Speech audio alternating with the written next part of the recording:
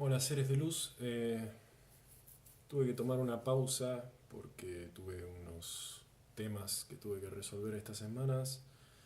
Empecé a dar clases a niños y cosas así. Estoy haciendo cosas que me rompen un poco la cotidianeidad, pero que me enriquecen un poquito la vida. Por otro lado, se me está cagando un poco la cotidianeidad, por otro lado, porque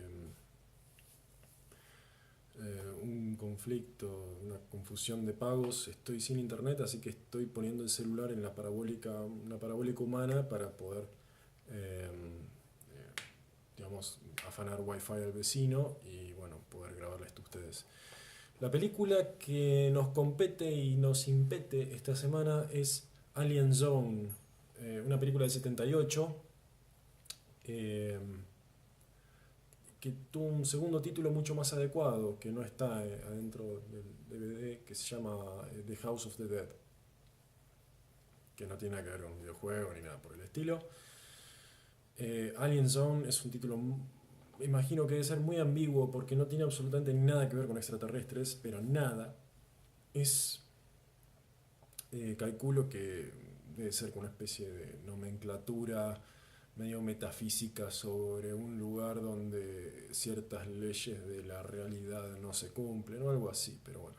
Es una película episódica de terror al estilo Cuentos de la Cripta, que, bueno, digamos, es una película episódica, es un género de terror episódico, digamos, el buscar una excusa, una estructura central para después contar con pequeños cortitos, con historias anónimas que siempre terminan mal. eh, que bueno, estas historias generalmente tienen una estructura generalmente de fábulas y como tales fábulas siempre tienen fines morales, es decir, el protagonista X comete una falta en su vida o generalmente es arrogancia o eh, cierto egocentrismo, generalmente digamos, eh, las vicisitudes lo terminan poniendo al personaje en una situación absolutamente irónica que da vuelta de tuerca a su comportamiento social y termina conociendo su muerte de una forma trágica y estúpida. En esta película tratan de hacer eso muy forzosamente porque los protagonistas de las historias no merecen la muerte. Eh, Ninguno comete una falla, digamos, que merezca un final trágico. Entonces está todo muy tirado de los pelos, eh, las situaciones escalan de una manera muy exagerada y se nota que se escribió a las apuradas. Aún así, y todo, es una mixtura bastante equilibrada en cuanto a historias. Eh, hay, bueno, son cuatro historias. Bueno, las historias están unidas porque están siendo contadas por un tipo que cuida una casa de velorios, que no la cuenta, digamos, no cuenta las historias al espectador, sino que las cuenta a un tipo que está tratando de llegar a un hotel donde lo espera un amante, supuestamente, y el tipo se pierde en una tormenta y no sabe llegar, se pierde y termina metiéndose en lo que digamos, un tipo le abre la puerta, le dice, bueno, puedo esperar acá, y el tipo le empieza a contar historias referentes a los fiambres que tiene en los cajones. Y el tipo siempre abre un cajón y cuenta la historia de cómo la persona terminó ahí. De una forma muy teatral, digamos, eh, está escrita como el orto la película, pero tiene una cosa muy Greenhouse. Greenhouse en el sentido de que parece que esta es una de esas películas que uno se imagina que Tarantino veía en los 70s. Son películas de explotación, películas de autocine eh, y con terror mal, digamos, mal justificado. Bueno, les cuento por arriba un poco qué tienen cada una de las historias. Primera historia, tenemos a una maestra de escuela que no trata muy bien a los chicos, eso nos lo dice porque los nenes están sentados en el capó del auto y los saca cagando. Con eso ya sabemos que la mujer merece la muerte de la peor manera. Llega a su casa y empieza a escuchar ruiditos, se baña, que esto que el otro, suspenso mal desarrollado, y se da cuenta que está siendo invadida la casa por alguno de los niños de la escuela. Y diciendo, que me asustaron, que esto que el otro, y de repente los nenes que tienen máscaras de carnaval, que son medio creepy, se las sacan y abren la boca y tienen como unos dientes así, como unos dientes medio raros y bueno, no sé, fin. O sea, todo tirado de los pelos, nada tiene sentido. Eh, la segunda historia me pareció como muy jugada, sobre todo para la época, porque está contado, la cámara es un personaje. La cámara es un personaje dentro de la historia porque es un voyeur asesino que pone la cámara, invita a mujeres a su casa y las mata.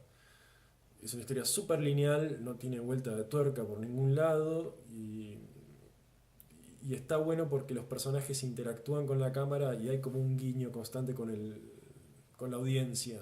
Me imagino que si estás en el cine y de repente te empiezan a hablar a vos así, imagino que en el 78 hubiese tenido un efecto que hoy por hoy, digamos, no funcionaría tanto, pero en el 78 hubiese estado bueno. Después, la tercera historia que me parece la más interesante, pero que está, digamos, que tenía mayor potencial, pero igualmente también está tirada de los pelos, es sobre dos inspectores, un inspector que es más científico y el otro parece una especie de Poirot, eh, deciden investigar un caso paralelamente, porque ambos creen ser los mejores en su materia, y medio amistosamente, medio juguetonamente, medio compitiendo, deciden ver a ver quién resuelve el caso. Y nada, y yo digo, bueno, por lo menos eso pudo haber tenido como digamos, era la semilla de lo que pudo haber sido un largometraje por ahí más interesante, los actores están buenos, hay un juego de personajes que está bueno. Y la última historia es muy al estilo, también tiene como una historia bastante buena, pero también tirada de los pelos, porque hay una cuestión de, eh, digamos, justicia poética que no funciona otra vez. Que tenés a un yuppie, bueno, un proto yuppie porque son de la década de 70, que, no sé, piensa que está rodeado de boludos y la gente que está en la calle son todos vagos, etcétera, etcétera, hasta que accidentalmente, porque se agacha a ver el hueco de un ascensor, se cae. ¿Por qué? Bueno, no sé, se cae, no se muere, pero empieza a pasar por una serie de pasadizos con un montón como de, no sé, cosas raras que lo torturan. Y después empiezan a rodar botellas de vino y pasadías tomando botellas de vino. Una cosa que, yo qué sé, parece como... También esa cosa como de castigo sobredimensionado, para generar esta justicia poética mal desarrollada. Y, y bueno, obviamente, cuando terminan todas estas historias, el personaje central, a quien le cuentan las historias, también tiene un final trágico. Y yo qué sé, está bien. O sea, tiene una cosa, tiene un gustito Greenhouse que es agradable, pero no sé qué decirles.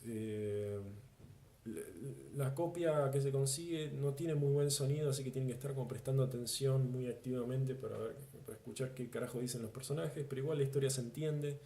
Eh, tiene algunas, eh, tiene algunas intenciones creativas interesantes, no busca el shock por el shock, eh, como el Greenhouse en sí, como el que decía, pero la justicia poética que desencadena las tragedias terroríficas está muy tirada de los pelos, entonces no funciona y terminás preguntando así, "Oh, pero ¿para qué carajo se muere?